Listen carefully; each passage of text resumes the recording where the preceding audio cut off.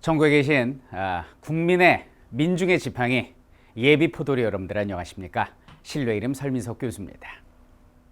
자, 여러분들 2016년 시행된 1차 경찰 순경직 시험 보시느라고 노고가 많으셨습니다.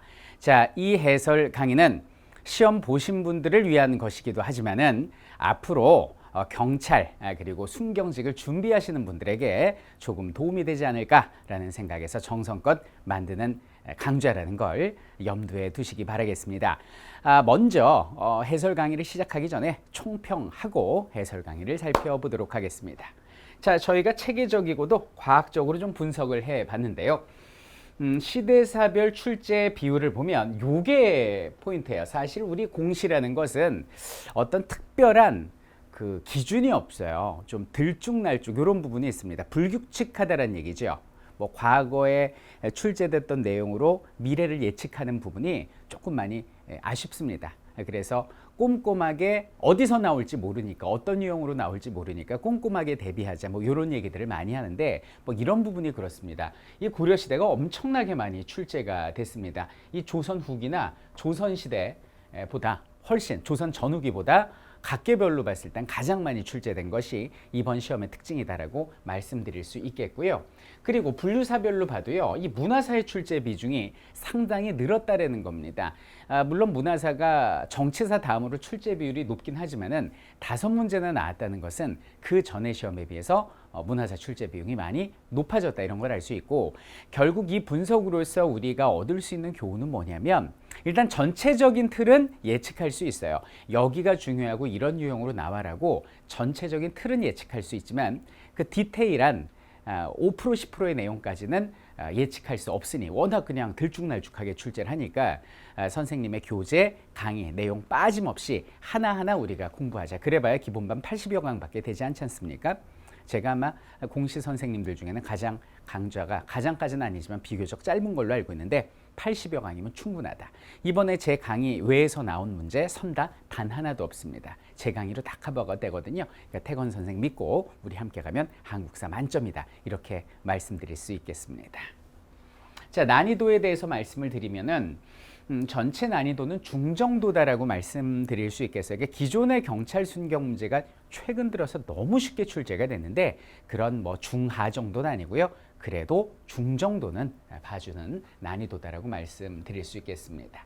다시 한번 짚어드리면은 정치사 출제율이 하락하고 문화사 출제율이 상승했다는 게 특징이 되겠어요. 자, 두 번째입니다. 경찰만의 어떤 유형 문항이 다수가 출제가 됐습니다. 꼼꼼한 개념 숙지 필요, 수험생 체감 난이도 상승 예상 이런 것들이 특징인데, 예를 들면 우리 그 의열단 문제 있지 않습니까? 우리 그 19번이죠. 19번. 19번의 의열단 문제를 보면 실제 나석주가, 김상옥이, 뭐 최수봉이, 뭐 김익상이 어디에 의거를 했는지 이런 것까지 묻는 디테일을 보였어요. 다행히 제가 수업 시간에 의열단 어느 분이 어디를 공격했다 이런 걸 하나하나 정리해 드렸기 망정이지 아니면은 큰일 날 뻔했어요. 그죠? 그래. 자, 그러면 다음 내용 볼게요. 수험생들이 어려워하는 주제를 순서 나열형으로 제시했다라는 건데 이게 이제 체감 난이도가 상승하는 부분인데 이것도 우리 태권 가족들은 어려움이 없었을 것 같아요. 제가 항상 강조했던 것이 학생들을 21년 동안 가르쳐 보니까 어려워하는 부분이 어디냐면 국권 피탈 과정 있죠. 그리고 광복 이후 대한민국 수립 과정 이 두 군데를 가장 어려워했어요. 그래서 제가 수업 시간에 국권 피탈 과정은 안 보고 쓸 수 있을 정도로 꼼꼼히 계속 정리해라, 꼼꼼히 숙제해라라고 말씀드렸는데 이게 그대로 출제가 됐죠. 바로 18번 문제가 그 문제가 되겠습니다. 그래서 뭐 제1% 무슨 뭐 적중이다, 뭐 몇 프로다 맨날 이렇게 얘기해봐야 학생들이 뭐 그런 거 이제 많이 믿지도 않습니다. 근데 이번에는 좀 많이 적중이 돼가지고 제가 너무 기뻐요. 믿으셔도 될 것 같아요. 자, 그러면 본격적으로 심층 해설을 통해서 여러분들 다시 한번 시험을 복귀해 보도록 하겠습니다. 태권과 함께하면 우리 모두 이세돌이에요. 그래요. 우리 모두 알파고가 더 세죠? 알파고입니다. 그래요. 자, 1번 문제 보겠습니다. 자, 선사시대 문제가 남았는데 생활상과 문화에 대한 설명으로 가장 적절하지 않은 것은 이렇게 얘기를 하고 있어요. 1번입니다. 자, 승배 찌르개는 어느 시대입니까? 구석기 시대의 사냥 도구죠. 구석기 후기에 사용했고 이것은 창의 기능을 하였다. 그래서 이렇게 생겼잖아요. 이렇게. 그래서 나무에 묶어가지고 끼워가지고 찌르는 승배 찌르개 맞고요. 황해도 봉산지탑리, 우리 신봉선 이렇게 기억했죠. 신석기 시대 봉산지탑리, 신봉선 이렇게 기억했었는데, 그리고 대표적인 신석기 시대 평양 남경 유적에서는 탄화된 좁쌀이 발견되는 것으로 보아서 신석기 시대 잡곡류를 경작했음을 알 수 있다. 기본문 때 강조한 내용 역시 출제됐고요. 자, 신석기 시대의 집터는 대개 움집자리로 바닥은 원형이나 모서리가 둥근 사각형이며 움집의 중앙에 화덕이 위치하였다. 쉽습니다. 자, 이거 다 맞는 거야. 그럼 요 4번이 틀렸다는 얘기인데, 청동기 시대의 토기로는 미송리식 토기는 맞아요. 손잡이가 있으면 미송리니까 여기까지 맞는데, 자 보세요. 이름민무늬 토기하고 덧무늬 토기는 어느 시대예요? 아, 그렇지. 이거 신석기 시대의 대표적인 토기 아닙니까? 그죠? 그러니까 정답은 뭐예요? 4번 이렇게 주면 되겠고, 보통 쉽게 낼 때는 빗살무늬 토기를 내는데요. 요번에 경찰 순경이 조금 난이도 봐주려고 빗살무늬 토기보다는 출제율이 상대적으로 떨어지는 이름민무늬랄지 덧무늬 이런 거를 건드려줬다. 뭐 다음에는 눌러찍기 무늬 토기가 나오지 않을까. 신석기 시대 관련해서 이런 거 여러분들 꼭 기억해 주시기 바라겠습니다. 정답 4번이고요. 자, 다음 문제입니다. 다음 설명 중에 이 옳은 게 몇 개나 이거예요. 옳은 거는 몇 개인가. 틀린 걸 봐야겠죠. 부여에서는 가족이 죽으면 시체를 여기서 이젠 말도 안 되는 소리 하고 있어요. 시체가 사람이 죽으면 감회장하였다가 이렇게 나오면 뭐가 돼요? 옥저의 옛날 이름 골장제, 지금 이름 가족 공동묘제가 되는 거죠. 너 틀렸어요. 기억 틀렸고요. 자, 니은입니다. 고구려에서는 수렵사회 전통을 보여주는 제천 행사가 무슨 고구려의 12월에 열려. 12월에 제천 행사를 하는 나라는 어느 나라밖에 없어요? 부여밖에 없다고. 자, 그다음에 디귿입니다. 옥저에서는 전쟁이 일어났을 때 제천 의식을 행하고, 옥저는 제천 의식 없다 그랬잖아요. 그래서 추정컨대 고구려한테 맨날 빙 뜯겨서 열받아서 안 하지 않았을까, 뭐 이렇게 우스갯소리처럼 말씀드렸죠. 볼 가치도 없는 선다들이에요. 자, 리을입니다. 동해에서는 명주와 삼배를 짜는 방직 기술이 발달했고, 여기까지 좋아요. 자, 좋은데 말주홍 모피다. 요거 어디서 많이 봤는데, 말주홍 모피, 그렇죠. 부여의 특산물이었죠. 야, 요거를 갖다 우리 속이려고 그래? 자, 미음입니다. 사만의 지배자 중에서 세력이 큰 것을 신지, 작은 것은 읍차. 우리 배웠죠? 목지국에서 왕이 나왔고 군장들이 있었는데, 대군장은 신지견지, 소군장은 읍차부례라 한다라고 우리 공부했었죠. 맞는 것은 미음밖에 없네요. 그럼 정답은 뭐가 될까요? 1번 이렇게 주시면 되겠습니다. 자, 정답 1번 봤고요. 자, 그다음에 3번으로 떠나보도록 하겠습니다. 다음은 신라의 어느 왕 때의 기록이다. 이 왕의 재기간에 있었던 사실로 가장 적절한 것은 이렇게 얘기를 하는데, 어느 왕인지 한번 볼게요. 자, 일단 신라라고 얘기를 했어요. 신라의 왕. 여러 신하들이 아뢰기를 시조께서 나라를 세우신 이래, 뭐 박혁거세 해야겠죠. 국호를 정하지 않아 사라라고도 하고 사로 또는 신라라고도 칭했습니다. 그들의 생각으로는 신은 덕업이 날로 새로워진다는 뜻이고 나는 사방을 망난다는 뜻이므로 최초로 신라에서 국호를 정한 왕입니다. 왕이란 칭호를 처음 쓴 사람이죠. 이 사람 뭐 했어요? 우경도 실시했었던 사람이잖아요. 지방행정구역도 완비하고 정비하고. 이 사람 누구였어요? 그렇죠. 지증왕이죠. 지증왕 13년 섬나라 우상국 독도는 우리 땅의 지증왕 아닙니까? 왜? 국호를 신라로 처음 정했대잖아요, 지금. 그럼 지증왕의 재위기간에 있었던 일로 가장 적절한 거 볼게요. 자, 지증왕 13년 섬나라 우산국 독도는 우리 땅. 모르는 사람 없죠? 정답 1번이고요. 자, 율령을 반포했어요. 공복의 제정, 이거 누굽니까? 그렇죠. 법을 흥하게 했으니까 율령을 반포했을 거 아닙니까? 불교까지 공인했던 법흥왕이고요. 화랑도를 국가적인 조직으로 개편했어요. 그렇죠. 바로 튀어나와야 되죠. 이 정도는 진흥왕 잘했고요. 유교 교육을 위해서 이거는 신라가 아니라 어느 시대죠? 그렇죠. 바로 통일신라 시대입니다. 누구였어요? 시험에 잘 나오는 누구? 그렇죠. 신문왕이라고 제가 말씀드렸었죠. 그러니까 정답은 뭐예요? 1번 이렇게 주시면 되고, 그리고 이거는 여러분들 문제풀이 강좌가 아니라 해설 강의입니다, 여러분들. 그래서 요거는 시험 문제를 한번 풀어봤다는 가정하에 진행이 되기 때문에 시험 문제를 보지 않고 막바로 이 강의를 보는 친구들은 조금 빠르다라고 느낄 수도 있거든요. 그러니까 가장 좋은 것은 미리 한번 시험 문제를 풀어보고, 앞으로 시험 대비하는 친구들은 그리고 이 강의를 보면 아마 10배, 100배 도움이 되지 않을까라는 생각을 해봅니다. 그러면 다음 4번 문제로 떠나보도록 하겠습니다.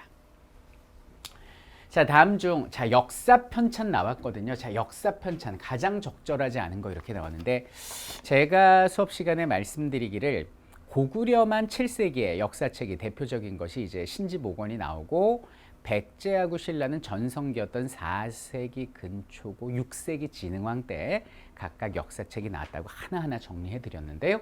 자, 틀린 거 볼게요. 고구려에서는 일찍부터 유기가 편찬되었으며 유기가 100권이었어요. 맞아요. 영양왕이면 언제죠? 영양가 있는 전쟁 7세기 초반 살수대첩 때 그 왕이죠. 맞습니다. 영양왕 때 유기 100권을 이문진이 간추려서 새로이 편집한 게 5권이다. 완벽합니다. 퍼펙트. 맞아요.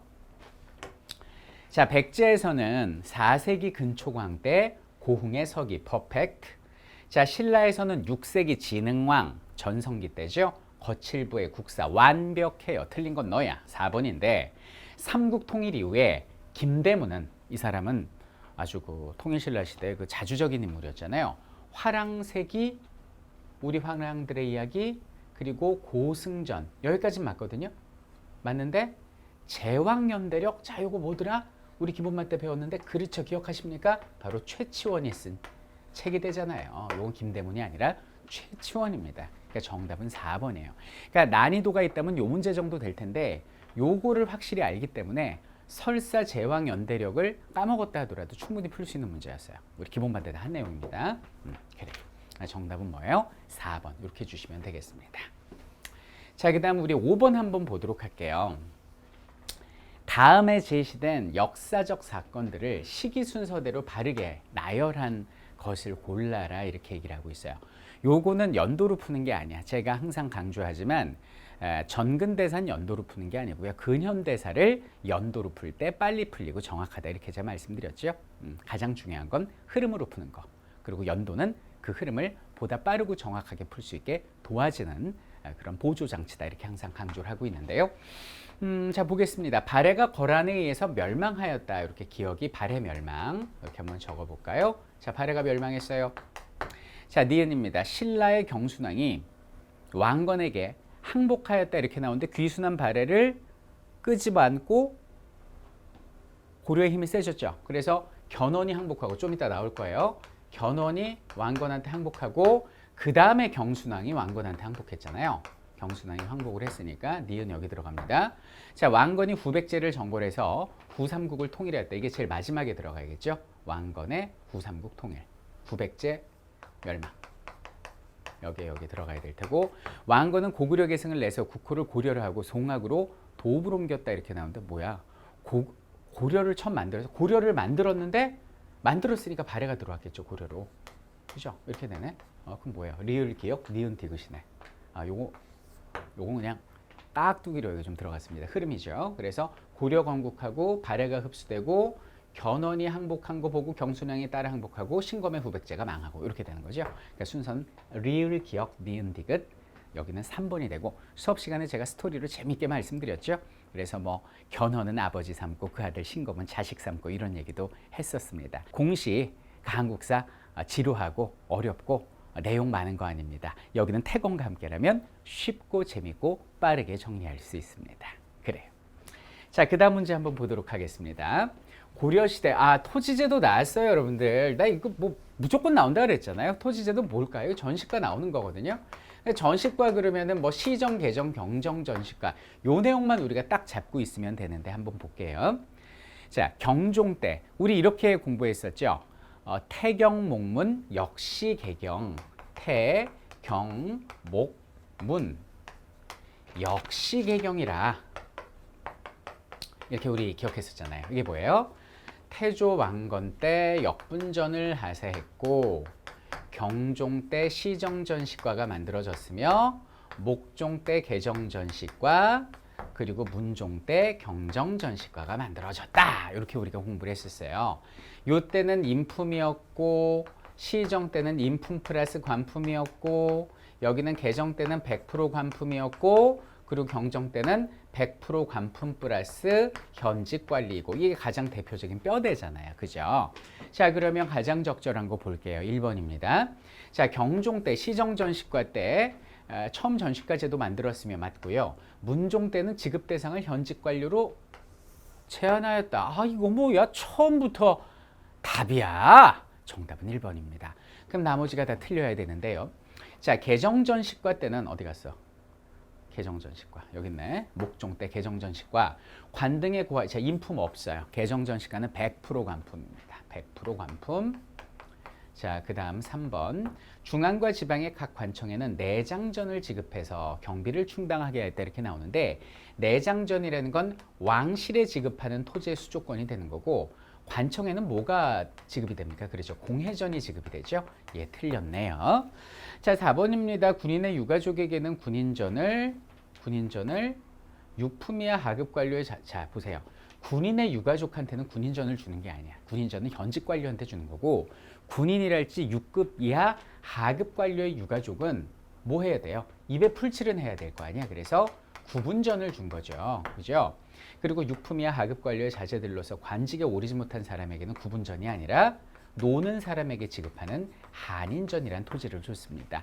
제가 여기 있는 그 세습 때는 공음전부터 시작해서 군인전, 외역전, 그리고 세습되지 않는 별사전, 사원전, 구분전, 한인전, 공회전, 뭐 모든 총 그 전시과에 기록되는 모든 전시과 내 토지를 다 설명해 드렸습니다. 하나하나 필기로 설명해 드렸어요. 그것이 여기서 빛을 발하는 순간입니다. 여러분들 태권의 강의에서 빠지는 내용은 시험에 나오지 않습니다. 태권과 함께 만점 맞읍시다. 자, 그 다음 문제 볼게요. 7번 문제입니다. 고려시대 통치체제에 대한 설명으로 가장 적절하지 않은 것은 이렇게 얘기를 하고 있어요. 자, 중서문화성이면 중서성과 문화성을 합친 당나라의 중서성과 문화성을 합친 고려 최고 기구인데요. 국가의 정책을 심의하는 재신과 정치의 잘못을 비판하는 낭사로 구성되어 있었다. 퍼펙트합니다. 맞아요. 자, 그래서 여기는 낭사하고 어사대하고 합치면 뭐가 돼요? 어사대하고 합치면 기억나요? 그렇죠. 대성, 대간이 돼서 서경, 간장, 봉박을 하지 않습니까? 자, 중추원은요. 군사기밀을 담당하는 추밀, 2급 공무원 이상들이죠. 왕명의 출납을 담당하는 3급 승선으로 구성되었다. 완벽해요. 자, 대간은 왕의 잘못을 논하는 간쟁과 잘못된 왕병을 시행하지 않고 편지를 봉해서 되돌려보내는 봉박, 관리의 임명과 법령의 개정이나 폐지 등에 동의하는 서경권 퍼펙트입니다. 그러면 틀린 건 여기는 4번이란 얘기인데 원나라 간섭기 때 중서문화성과 중천을 합쳐서 첨입으로 한 게 아니고 여기는 중서문화성, 상서성을 합쳐서 첨입이라고 그랬고 여기는 중추어는 밀직사로 이름이 바뀌죠. 그러니까 이거 정확하게 기억해야 돼요, 여러분들. 한국사에 필수인데 여러분들 이 정도는 우리가 알아야죠. 가르쳐드린 내용만 공부하면 된다고요. 따로 개설서 보라고 그랬어요. 논문 찾아보라고 그랬어요. 뭐 신문기사 찾아보라고 그랬어요. 다 필요 없거든요. 그냥 제가 가르쳐드린 그 내용만 기억하면 되거든요. 정답 4번입니다, 여러분들. 다 우리 수업 시간에 강조했던 내용들이에요. 자, 그리고 8번 보겠습니다. 자, 다음에 기억에서 디귿과 관련된 설명으로 가장 적절한 것은 이렇게 얘기를 하는데 자, 지금 보니까 이규보의 동국 이상국집이 나오고 있습니다. 이규보의 동국 이상국집이면 이거 무신집권기 때 언제 나온 거예요? 이 항몽의 시기에 나온 거잖아요. 항몽의 시기, 고려시대. 자, 심화도다 기억의 환란이요. 항몽이니까 몽골이겠지 뭐 기억은. 혹시 모르니까 여기까지 한번 적어볼게요. 확실할 때까지. 잔인한 것은 말할 것도 없고 점점 확실해지죠. 이 몽골이 얼마나 잔인해요, 여러분들. 그 반항하는 그 나라의 백성들은 전부 다 아침부터 저녁까지 그냥 밥 먹어가면서 중간에 중식,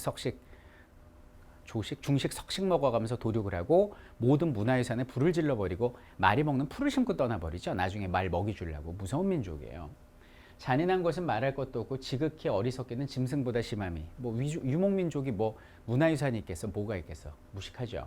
어찌 천하에 공경하는 바를 알겠으며 불법이 있으면 알겠습니까? 그들은 지나가는 곳마다 불상과 불설을 모두 불태워서 부인사에 소장된 요거 끝났네. 자, 부인사에 소장된 초조대장경 불탔죠. 불탔고요. 판본도 남기지 않고 쓸어버렸습니다. 이런 큰 보물이 없어졌는데 감히 역사가 클 것을 염려하며 고쳐 만드는 일, 이건 뭐야? 다시 만드는 거죠. 그러니까 제조대장경이죠. 일명 팔만대장경. 이게 끝났죠? 요거 몽골의 침입을 말하는 것입니다. 짝이 딱 맞는 거예요. 자, 그럼 가장 적절한, 하여튼 몽골은 불에 타는 건 다 불질러, 그 인간들. 옛날에 저 히틀러도 2차 세계대전 때 제발 체코프라하는 폭격하지 말라고 그래가지고 문화유산이 많다고 그래서 동화 같은 체코프라하가 아직도 남아있는 거 아니에요. 그 여러분들 독일 그 여행 가면 왜 볼 게 없는지 알아요? 2차 세계대전 때 잿더미가 돼서 쥐뿔도 없는 거예요, 거기가. 근데 히틀러도 세상에 문화유산의 보존에 대한 감성은 있었는데 징기스칸의 후예들은 그런 거 자체가 없었다고. 다 불질러. 무식하죠. 무섭죠. 자, 1번입니다. 자, 몽골은 송과 연합을 해서 요를 멸망시킨 후 송을 침. 이거 뭔 소리 하고 앉아 있어? 이거 여진족 얘기하는 거네. 여진족은 송과 연합을 해서 거란을 멸망시키니 뒤 송을 침략해서 강남으로 몰아냈다. 이게 맞죠. 2번입니다. 자, 몽골과의 전쟁이 끝난 후 고려는 개성에 나성을 쌓이. 뭔 소리야? 이건 거란이죠, 거란. 그러니까 거란이 우리나라 고려 초기에서 중기 넘어가는 시절에 1, 2, 3차 침입했잖아. 그거 끝난 다음에 개경에 나성 쌓고 우리나라 또 어디에요? 이렇게 해가지고 천리장성 쌓고 했잖아요. 그죠? 자, 3번입니다. 초조대장경은 부처의 도움으로 여진을 퇴친하려고 만든 게 아니라 거란 쪽에 침입 때 만들어진 거죠. 그리고 금속칼자가 아니라 목판 인쇄물이니까 이게 틀렸습니다. 자, 4번입니다. 디귿에 따라서 그러니까 디귿 뜻에 따라서 만들어진 대장경판은 팔만대장경은 현재 합천해인사의 창경판전에 보존돼 있고 창경판전과 제조대장경은 각각 유네스코의 세계 기록유산과 문화유산으로 등재돼 있다라는 거 우리 수업 시간에 배웠어요. 정답 4번입니다. 자, 어려울 게 없어요. 자, 9번 갑니다. 고려시대 불교에 대한 설명으로 자, 고려시대 불교 그러면 여러분들 무조건 스님만 딱 기억하면 여러분들 뭐 틀릴 게 없다고 그랬었는데요. 불교 하면 또 제가 설불교 아닙니까, 여러분들? 불교사 아주 재밌게 정리해 드렸었는데, 자, 고려시대 불교는요 무조건 어떻게 하면 교종과 선종을 통합할까, 여기에 대한 노력, 이게 첫 번째고, 두 번째는 뭐냐면 결사체를 만들어서 어떤 반성운동을 했다라는 거. 요거 무신집권기 때 요거 두 개가 가장 큰 키워드가 되거든요. 자, 볼게요. 광종 때부터 승과 제도를 실시해서, 맞아요, 합격한 자에게는 승계를 주고 승려의 지위를 보장했다. 맞습니다. 그래서 이 승과는 보통 일반 스님 되려면 뭐 이런 거까지 볼 필요 없고, 뭐 왕사나 국사, 지금으로 따지면 이제 캐톨릭의 추기경이나 교황급 요 정도 되려면 봐야 되는 시험이 이제 승과였습니다. 자, 공민왕때 개혁 정치를 추진한, 자, 신돈 나왔네요. 신돈. 자, 신돈이 나왔는데 이거 뭐야? 구산 9개 산에 있는 선종의 문파, 요거는 통일신라 하대 쪽에 등장하는 내용이죠. 뭐 시대를 섞어놨네요. 고려 말과 통일신라 말에는 막 각각 다른 내용들인데 막 섞어버렸어요. 500년의 차이가 있는데, 진울은 그러니까 틀린 게 이거고, 보조국사 진울 아시죠? 어떤 스님이에요, 이분이? 아이고, 저 선종 중심의 교종 통합하신 분 아닙니까? 수선사 결사하신 분 아닙니까? 승려 본연의 자세로 돌아가 독경하고 경전 읽고 참선 수행하고 땀 흘려 노동하자라는 수선사 결사를 제창한 분이다. 맞습니다. 자, 고려 초기에는 화엄사상을 정비하고 보살의 실천행을 펼쳤던 균여, 보현시범과 11수의 균여, 다 수업 시간에 필기로 또 막 제가 글씨를 뭐 귀엽게 좀 쓰지 않습니까? 예쁘게 여자 글씨처럼 그렇게 또박또박 다 정리해드리고, 그렇게 뭐 제가 가진 모든 예능감으로 재밌게 해드리고 암기까지 시켜드렸던 그 내용이 그대로 시험에 나왔습니다. 이제부터는 즐겁게 재밌게 익사이팅하게 한국사를 공부합시다. 그 다음 문제 볼게요. 다음 가에서 다는 조선시대. 야, 이거 말이야. 아까 고려시대 토지제도 전시가 나왔죠. 이번에 조선시대 토지제도가 또 나왔어요. 자, 조선시대 토지제도는 간단해. 과전법에 직전법에 관수강급으로 해서 직전법 해제 끝. 자, 갑니다. 자, 이에 대한 설명으로 가장 적절한 거. 자, 갑니다. 국가재정을 확충하고 신진사대부의 경제적 기반을 확보하기 위해서 만들었다. 이렇게 나옵니다. 그럼 가는 뭐가 돼요, 이게? 고려말 공양환 때 실시한 과전법 실시지 뭐. 그죠? 과전의 세습 등으로 관료에게 지급할 토지가 부족해지자 현직 관리에게만 수조권을 지급하고 그냥 문제를 주고 있어 그냥. 거저 먹으려는 거예요. 자, 직전법. 자, 다 갑니다. 지방관청에서 그 해의 생산량을 조사해서 거두고 관에서 수급하고 관에서 나눠줍니다. 공급합니다. 관수관급. 자라. 나왔구나. 자, 흥분했어요, 여러분들. 자, 과전법, 직전법, 관수관급제예요. 자, 1번입니다. 과전법입니다. 경기지방을 비롯한 전국의 토지로 지급하였는데 뭔 소리하고 앉아있어? 경기지방에만 해당이 된다. 자, 여기서 심화 들어갑니다. 조금 조심해야 될 게 뭐냐면 경기지방으로 제한해서 수조권을 나눠주는 토지가 두 개가 있어요. 그게 뭐가 있어요? 하나는 고려시대 때 이제 고종 때 사실상 무신 그 강화도에서 무신 세력들이 망하고 원종이 이제 개경환도를 한 거야. 원종 때 왔더니 온통 국토가 황폐해지고 공무원들한테 수조권 줘야 되는데 수조지가 없는 거야. 그래서 경기 8현으로 제한해서 수조지를 나눠주었다. 이게 뭐예요? 녹과전이에요. 녹과전하고 조심해야 돼. 녹과전은 경기 8현이 들어가고 그런 말 없이 경기 지역에 제한해서 문무전현직 관리에게 나눠준다. 그러면 이거는 과전법이 되는 거죠. 무슨 전국의 토지를 지급을 해? 자, 그 다음에 2번입니다. 하는 과전법은 관료에게 전지와 시지. 야! 어이 전시과라 얘기하고 앉아있어! 틀렸어요. 3번입니다. 직전법은 관수관급제가 시행된 이후에 명종 때 폐지되죠. 맞습니다. 다가 관수관급제가 실시돼서 국가의 토지 지배권이 약화되겠어요? 강화되지? 국가에서 걷어가고 국가에서 수조권을 국가에서 걷어가고 국가에서 그 전세를 직접 공무원들한테 나눠주는데 국가의 토지에 대한 지배권은 강해지죠. 뭔 소리하고 앉아있어? 뭐 너무 쉬운 문제지 뭐. 정답은 3번이 되겠습니다. 자, 11번 볼게요. 다음 중 조선시대 향촌사회 모습에 대한 설명으로 옳은 걸 골라라 이렇게 얘기를 하고 있습니다. 뭐 사회사죠. 반정치사 사회사인데 다 했던 거야. 유향소는 수령을 보좌하고 향리를 감찰하며 향촌사의 풍속을 바로잡기 위한 지방민회였다. 지방의회였다. 이 유향소는 무조건 하는 일이 중요하다고 그랬잖아요. 좌수별감, 유향소. 맞고. 경제소는 중앙정부가 현직 관료로 하여금 연고지의 유향소를 통제케 하는 제도로서 완벽하죠. 중앙과 지방의 연락 업무. 요거 포인트라고 그랬죠. 별표 하나 딱 주고. 자, 경제소 맞습니다. 자, 향촌사회에서 지주로서 농민을 지배하던 계층은 사족이었다. 이 사족이 뭐예요? 선비의 무리였다. 그렇죠? 선비의 무리 지금 농민을 지배했냐고. 향약은 중종 때 조광조가 처음 시행한 이후 전국적으로 이이와 이황에 의해서 전국적으로 뭐 다 맞아. 기억니은 특을 리을입니다. 정답이 4개예요. 자, 12번 갈게요.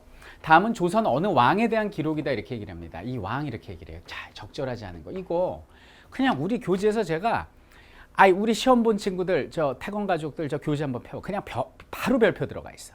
어떻게 별표가 들어가 있냐면 태종의 육조직계제와 세조의 육조직계제를 구분하라라고 아마 제가 강조를 해서 그렇게 적어놨을 거예요. 이 태종의 육조직계제는 시작이 내가 개경에 있을 때부터 이렇게 시작을 해요. 당시에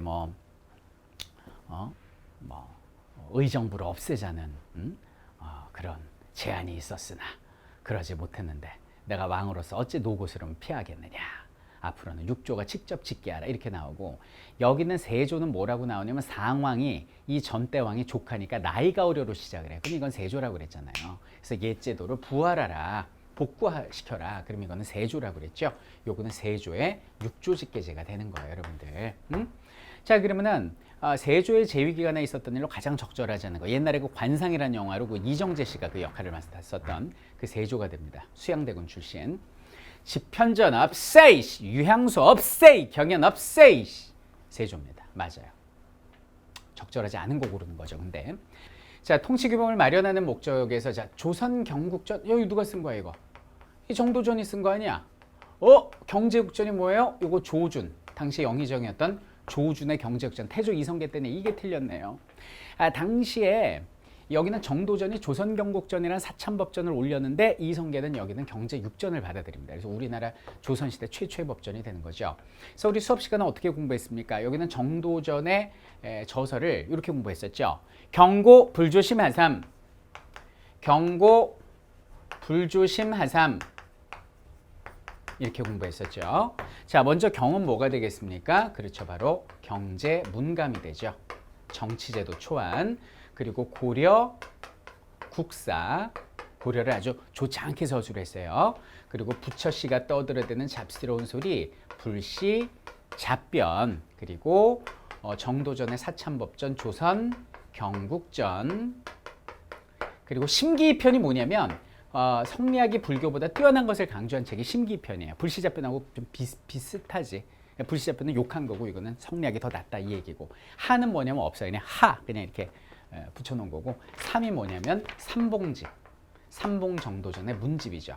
이렇게 우리가 재밌게 기억했었잖아요. 경고 불조심하삼, 이거 꼭 기억해 주시기 바라겠습니다. 자, 그 다음에 3번입니다. 강력한 왕권을 행사하기 위해서 통치체제를 다시 육조직계제로 고쳤고요.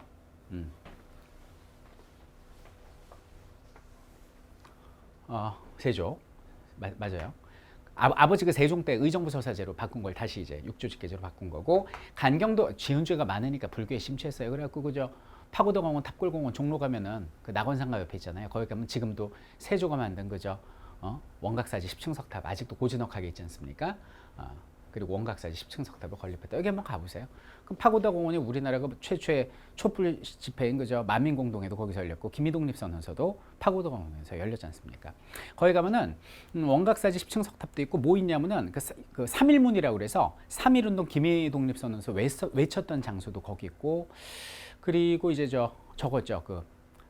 손병희 선생님 동상도 있고 그래요. 그리고 많은 할아버지들께서 거기서 알파고를 이기기 위해서 바둑을 장기와 함께 두시고 계신 게 이제 특징이 됩니다. 자, 그래서 거기서 이제 조금만 올라가면 흥선대원궁 사저였던 운현궁도 있고, 그 앞에 그죠 천도교 교단도 있고 그래요. 나중에 공시 합격하면 우리 가서 함께 힐링합시다. 그래요. 자, 정답 2번이고요. 자, 그 다음에 다음 중 조선시대 성리학자에 대한 설명으로 틀린 것은 모두 몇 개인가 이렇게 얘기를 하고 있습니다. 기억이에요. 이황은 군주 스스로가 성학을 따라야 한다는, 내가 얘기했잖아요. 이황은 성리학을 쉽게 생각해서 1,000원짜리 모델이 된 거잖아요. 성학 10대 쉽게 생각했다. 이이가 성리학을 집요하게 공부해서 5,000원이 된 거죠. 그러니까 틀렸어요.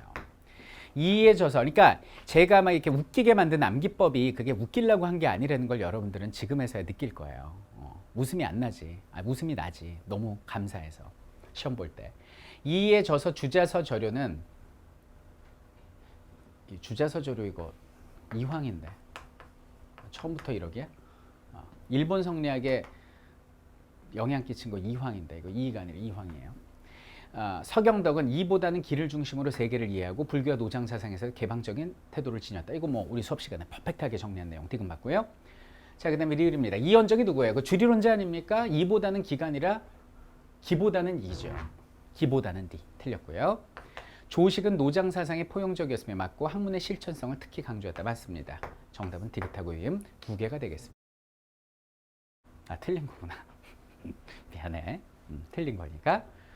지금 총 기억, 니은, 디귿, 리을, 미음인데 맞는 게 두 개니까 틀린 거 세 개예요.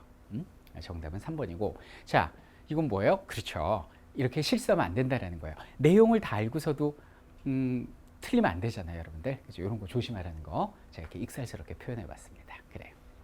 자, 그 다음에 14번을 보도록 하겠습니다. 다음은 조선의 어느 왕에 대한 시책문이다. 이 왕의 제1기간에 있었던 일로 가장 적절한 것은 이렇게 얘기를 해요. 이 왕이 누구냐? 어느 왕인가? 요거는 별표 주세요. 요거는 제가 볼 땐 난이도가 중상 정도 된다고 봐야 돼. 그러니까 공부를 꼼꼼히 한 학생들은 충분히 풀 수 있지만 그래도 시험장 가서 좀 당황해서 멍미하는 친구들도 있었을 것 같아요. 근데 자세히 한 번 읽어보고 모르겠으면 또 한 번 읽어보면 누군지 다 보입니다. 우리 매의 눈에는. 적전을 가지는 쟁기를 잡으시니 근본을 중시하는 거동이 아름답다. 자, 적전이 뭡니까? 왕이 직접 이렇게 농사짓는 땅이거든요. 거기서 본을 보이셨다는 거죠. 근데 뭐 이거 갖고 몰라요. 왕들이 한 번씩 다 퍼포먼스 하거든요. 근데 여기서 냄새가 확 납니다. 혹독한 형벌을 없애라. 가혹한 형벌 폐지. 삼심제 실시. 어렸을 때 내가 왕이 될 줄 모르고 우리 엄마가 천민이라 사가에서 백성들하고 뛰어놀았다. 내 친구와 동료 선후배 아버지들이 죄를 짓지 않고 끌려가 죄인으로 누명 쓰고 혹독한 형벌을 당하 죽거나 다리병신 되는 것을 널리 보았다. 이것을 없애라. 나는 에민의 군주라. 누굽니까? 일단 이응까지만 적어 놓을게요. 살리기를 좋아하는데 덕이 성대하였다. 정포가 뭐예요? 이 한자 뭐예요? 양인장정이죠. 양인장정에게 부과되는 포는 두 가지가 있어요. 요역과 군역이 있죠. 근데 보통 우리는 포하면 군포를 얘기해요. 군포를 고루 줄이시는 애로 말하면 천명을 받아 백성을 보존하기 위해 크게 부합했다. 우리나라 국방비를 절반으로 줄였어요. 그래서 요거는 군포, 그냥 걷던 대로 걷고, 나머지는 왕이 직접 선박세하고 염세를 도네이션 기부하고, 그리고 선무 군관포 걷게 하고, 지주한테 독박 씌워서 결작으로 내라고. 이거 누구예요? 영조지 뭐. 가혹한 형벌 폐지와 균역법 실시를 이야기하고 있다. 그래서 여기 나오네. 염세도 아울러 감면되고 여자 남자가 기뻐하며 양잡농경에 각각 제자리를 잡았습니다. 이렇게 얘기를 하잖아요. 그죠? 그러면은 이거 누구예요? 영조잖아요. 그럼 영조면은 이왕의 재위 기간에 있었던 일로 가장 적절한 것은 이렇게 나오니까 한번 보자고요. 일단 영조임을 알아내는 게 힘들지 영조라는 걸 알았을 때 문제 쉽게 풀 수 있죠. 그러니까 영조 때는 어염세뿐만 아니라 뭐 군포 모든 세금들을 줄여줬기 때문에 백성들이 뭐 기뻐 춤췄다 뭐 이런 내용이 나오는 거예요. 속대전을 편찬해서 법전 체계를 정리했다. 뭐야 이거? 맞습니다. 정답 1번이에요. 뭐 속대전, 속오레이, 뭐 속병장도설, 속자 나오면 전부 다 영조예요.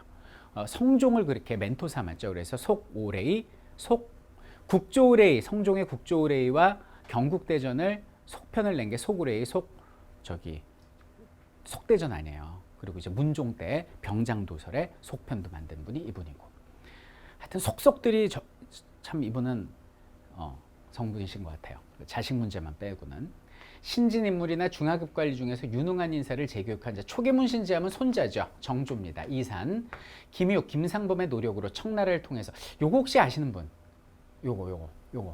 요게도 그냥 효종 때입니다. 우리 기본반대 하긴 했는데 뭐 이걸 모른다고 문제를 풀진 못하진 않지만 그래도 좀 쓱 읽고 넘어가는 부분이죠.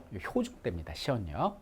자, 홍문관을 두어서 관원 모두에게 경영관을 경험해. 홍문관은 성종 때 경연 부활시키면서 만든 사람이 성종이잖아요. 그러니까 정답은 뭐예요? 1번 이렇게 주면 됩니다. 아마 함정이 아니고 사료를 보고 이게 영조인지를 알아내지 못해서 당황한 친구들이 꽤 있었을 법한 중상 정도 되는 난이도의 문제였습니다. 그 다음 조선시대 국학연구에 대한 설명으로 나라의 학문 가장 적절하지 않은 거예요. 자, 유득공은 발해고를 저술해서 발해서연구를 심화했고요. 안정복은 동사강목을 저술해서 사만정통론이라고 나와야지. 조선시대 정치와 문화만을 야사를 중심으로 정리한 건 뭐가 돼요? 이긍익의 호가 뭐예요? 연려실이잖아요. 연려실 기술이잖아요. 어디서 후라이야. 이거 조선 후기에 역사서 제가 일일이 예쁘게 그냥 꼼꼼하게 필기 다 해드렸어요. 몇 번이고 강조했죠. 나오잖아요, 여러분들. 맡겨주세요, 여러분들. 자, 그 다음에 3번. 김정희는 금성과한록이라는 책을 지어서 북한 산비가 진흥왕 순수비임을 밝혔다. 원래 무학대사비인 줄 알았는데 맞고요. 이 외에도 세한도랄지 추사체로 유명한 사람이 김정희죠. 한치훈의 해동역사지 500여 종의 중국 및 일본의 자료를 참고해서 기전체 형식의 해동역사 저술 담았습니다. 틀린 거 2번입니다. 갈게요. 자, 다음은 근대 변혁운동 과정에서 발표된 개혁안중 1번. 이것도 제가 말씀드린 게 제가 그랬잖아요. 이게 14개조 정강인지 홍범 14조인지 허니육조인지 뭐 동학의 패정개혁 12개조인지 뭐 대한국 국제인지 딱 사료만 보고 구분할 수 있어야 된다 제가 말씀드렸잖아요. 그죠? 그럼 볼게요. 시기순. 조세의 징수와 경비 지출은 모두 탁지 아문에서 관할한다 이렇게 얘기를 하잖아요. 탁지 아문에서 관할하면 이건 뭐가 되는 거예요? 그렇지. 홍범 14조니까 이거는 2차 가보개혁이 되는 거죠. 만약에 호주에서 관할한다 그러면은 갑신정변이에요. 10년 전에. 11년 전에. 그리고 탁지부에서 관할한다 그러면 이거는 1898년에 허니육조가 되는 거죠. 독립협회. 자, 니은입니다. 자, 지조법이라는 말이 나죠. 지조법을 개정해서 관리자. 지조법이란 말이 나오면 이건 갑신정변이죠. 그러니까 조세제도 개혁을 지조법이라고 표현하면 갑신정변이고 뭐 조세 법률주의, 법률에 따라서 조세제도를 개혁한다. 그러면 이건 홍범 14조가 되는 거예요. 2차 가보 개혁의 홍범 14조. 다 이 수업 시간에 강조한 게 그대로 나왔어. 디귿입니다. 국가재정은 탁지부. 이거 뭐야? 허니육조라니까. 탁지부 그러면 허니육조예요. 허니육조. 1898년 허니육조. 자, 그 다음에 무명의 잡세는 일체 거두지 않는다. 이건 뭐예요? 이름도 모르는 그 잡스러운 세금. 동학의 폐정개혁 12개조가 되는 거죠. 동학은 2차 가보개혁 이전이니까 동학 때려잡고 2차 가보개혁 시작했잖아요. 여기에 들어가야겠네. 그죠? 그러니까 리을 동학의 폐정개혁 12개조. 니은 리을 기억 디귿. 답 3번이에요. 문제 좋잖아요. 그러니까 하라는 대로만 하시면 돼요. 그 다음 중 개화기 언론에 대한 설명으로 옳은 것은 모두 몇 개인가 이렇게 나옵니다. 자, 볼까요? 옳은 거. 자, 국한문 혼용체를 사용한 황성신문은, 황성신문 기억하시죠? 남궁옥의 황성신문, 국한문 혼용체였어요. 유생들이 읽는 신문. 장지연의 시일야 방성대국을 실어서 을사조약을 비판하고 민족의식 고치 맞습니다. 요거 제가 필기로 일일이 다 적어드렸죠. 순한글로 간행된 제국신문은 여자들이 보는 여성지죠. 창간 이듬해, 자 여기 보세요. 제가 이 제국신문 창간 이듬해 이인직이 인수해서 이후 제국신문 친일제로 개편됐다는 이야기 한 적 있어요? 말도 안 되는 소리죠. 지어낸 건데 정확하게 말씀드리면 순한글로 간행된 제국신문까지 맞는데 여기서부터는 전혀 다른 이야기를 하고 있습니다. 이게 뭐냐면 만세보예요. 만세보. 이 만세보는 제가 수업 시간에도 말씀드렸지만 1906년에 이게 그저 동학 천도교 기관지로 만들어집니다. 그랬다가 1907년에 없어지면서 이게 만세보에서 이름이 뭘로 바뀌냐면 이제 대한신문이 된 거죠. 왜 이렇게 바뀐 거예요? 이인직, 그 혈액누를 쓴 이인직이 이 사람이 뼛속까지 친일파니까 혈액으로 보면은 일본을 미화하잖아요. 옥련이가 청일전쟁 때 부모 잃고 일본 건너가는데 막 일본 사람들이 되게 잘해주잖아요. 그 뼛속까지 친일파거든. 이인직이 인수하면서 요것이 이제 친일신문으로 바뀐 거지. 어디서? 대한신문질이야. 그러니까 정확하게 말하면 이거는 만세보에서 이제 대한신문으로 바뀐 내용을 이야기하는 것이다. 틀렸어요. 자, 디귿입니다. 대한매일신문은 영국인 베델과 양기탁 맞고요. 경제적 국권회복운동이 국채보상운동. 맞네. 요거 맞아요. 자, 디귿도 맞는 거고. 자, 리을. 우리나라 최초 신문인 한성순 뭐 맞죠? 관보적 성격을 띠고 순한문 맞습니다. 순한문이라고 우리 필기 다 했어요. 일본은 제가 이 신문지법 무조건 이거 연도 외우라 그랬죠, 여러분들.